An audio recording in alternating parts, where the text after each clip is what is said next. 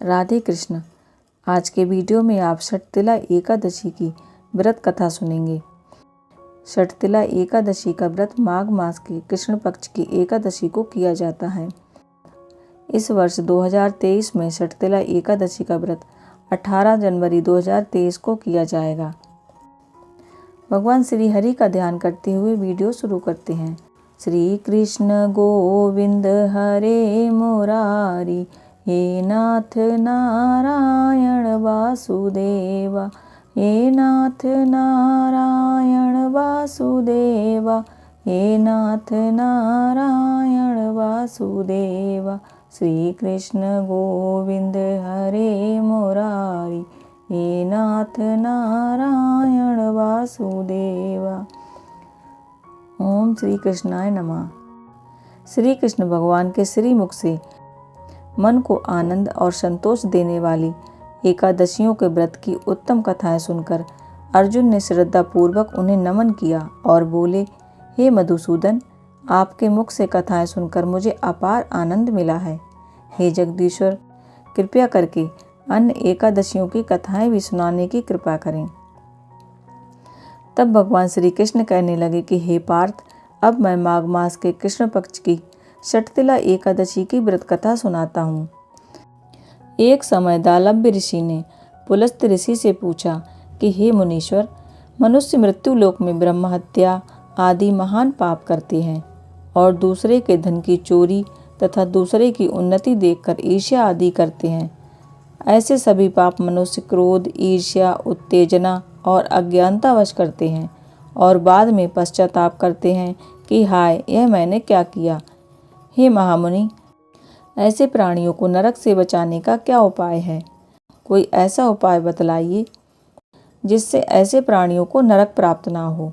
ऐसा कौन सा दान पुण्य है जिसके करने से नरक यातना से बचा जा सकता है? यह सब आप कृपा पूर्वक कहिए। इस पर पुलस्त ऋषि बोले, हे महाभाग, आपने मुझसे अत्यंत गंभीर प्रश्न पूछा है। इससे संसारी जनों का बहुत लाभ होगा। जिस भेद को इंद्र आदि देवता भी नहीं जानते, वह भेद मैं आपको अवश्य ही बतलाऊंगा। माघ मास आने पर मनुष्य को स्नान आदि से शुद्ध रहना चाहिए और इंद्रियों को वश में करके काम, क्रोध, लोभ, मोह, ईर्ष्या और अहंकार आदि से बचना चाहिए। पुष्य नक्षत्र में गोबर और कपास, तिल मिलाकर कंडे बनाने चाहिए। उन कंडों से 108 बार हवन करें। जिस दिन मूल नक्षत्र और एकादशी तिथि हो, तब अच्छे पुण्य देने वाले नियमों को ग्रहण करना चाहिए। स्नान आदि नित्य क्रिया से देवों के देव भगवान श्री विष्णु जी का पूजन और कीर्तन करना चाहिए। एकादशी के दिन व्रत करें और रात्रि को जागरण तथा हवन करें। उसके दूसरे दिन धूप, दीप, नैवेद्य से भगवान का पूजन करें और खिचड़ी का भोग लगाना चाहिए। उस दिन भगवान को पेठा, नारियल, सीताफल, सुपारी सहित अर्घ देना चाहिए और इस प्रकार उनकी स्तुति करनी चाहिए कि हे भगवान, आप निराश्रितों को शरण देने वाले हैं। आप संसार में डूबे हुए का उद्धार करने वाले हैं। हे पुंडरीकाक्ष, हे कमल नेत्रधारी, हे विश्वविधाता, हे सुब्रमण्यम, आप लक्ष्मी जी सहित मेरे अर्घ को स्वीकार कीजिए। इसके पश्चात ब्राह्मण को जल से भरा कुंभ तिल का दान करना चाहिए। यदि संभव हो तो ब्राह्मण को गौ और तिल का दान करना चाहिए। इस प्रकार मनुष्य जितने तिल दान करता है, वह उतने ही सहस्र वर्ष स्वर्ग में निवास करता है। तिल से स्नान, तिल की उबटन, तिलोदक, तिल का हवन, तिल का भोजन, तिल का दान, इस प्रकार 6 रूपों में तिलों का प्रयोग षटतिला कहलाती है। इससे अनेक प्रकार के पाप दूर हो जाते हैं। ऐसा कहकर पुलस्त ऋषि बोले, अब मैं एकादशी की कथा कहता हूँ। एक दिन नारद ऋषि ने भगवान से षटतिला एकादशी के संबंध में पूछा।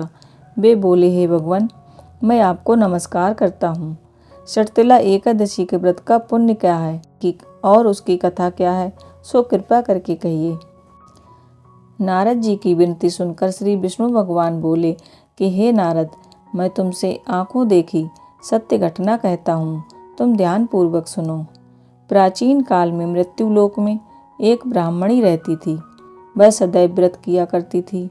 एक समय वह 1 माह तक व्रत करती रही। इससे उसका शरीर अत्यंत दुर्बल हो गया।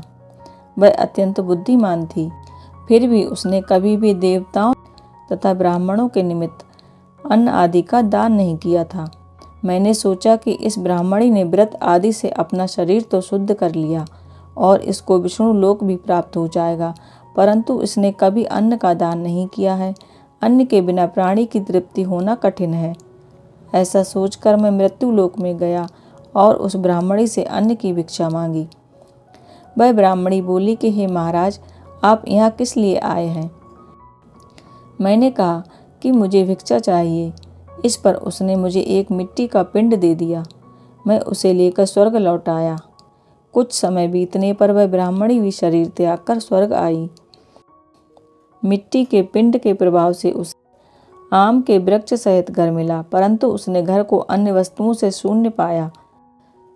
वह घबराई हुई मेरे पास आई और बोली, हे भगवान, मैंने अनेकों व्रत आदि पूजा की, परंतु फिर भी मेरा घर वस्तुओं से रहित है। इसका क्या कारण है? मैंने कहा, तुम अपने घर को जाओ और जब देव स्त्रियां तुम्हें देखने आएं, तब तुम उनसे षटतिला एकादशी व्रत का महात्म्य और विधि पूछना। जब तक वह तुम्हें विधि ना बताएं, तब तक द्वार नहीं खोलना। भगवान के ऐसे वचन सुनकर वह अपने घर को गई और जब देव स्त्रियां आईं और द्वार खुलवाने लगीं, तब वह ब्राह्मणी बोली, यदि आप मुझे देखने आई हैं तो पहले षटतिला एकादशी का महात्म्य कहिए। उनमें से एक देवी स्त्री बोली, यदि तुम्हारी यही इच्छा है तो सुनो, मैं तुम्हें एकादशी व्रत और उसका महात्म्य विधि सहित कहती हूँ। जब उसने षटतिला एकादशी का महात्म्य सुना दिया, तब उस ब्राह्मणी ने द्वार खोला। देव स्त्रियों ने उसको सब स्त्रियों से अलग पाया। उस ब्राह्मणी ने भी देव स्त्रियों के कहे अनुसार षटतिला एकादशी का व्रत किया और इसके प्रभाव से उसका घर धन धान्य से भरपूर हो गया। अतः हे अर्जुन, मनुष्य को मूर्खता त्याग कर षटतिला एकादशी का व्रत करना चाहिए। इससे मनुष्य को जन्म जन्म की आरोग्यता प्राप्त हो जाती है। इस व्रत को करने से मनुष्य के सभी पाप नष्ट हो जाते हैं। इस व्रत से जहाँ हमें शारीरिक शुद्धि और आरोग्य प्राप्त होता है, वहीं अन्न तिल आदि दान करने से धन धान्य में वृद्धि होती है। इससे यह भी ज्ञात होता है कि प्राणी जो जो और जैसा जैसा दान करता है, शरीर त्यागने के बाद उसे वैसा ही प्राप्त होता है। अतः धार्मिक कार्यों के साथ साथ हमें अन्न आदि का दान करना चाहिए। शास्त्रों में वर्णन है कि बिना दान के कोई भी धार्मिक कार्य संपन्न नहीं माना जाता।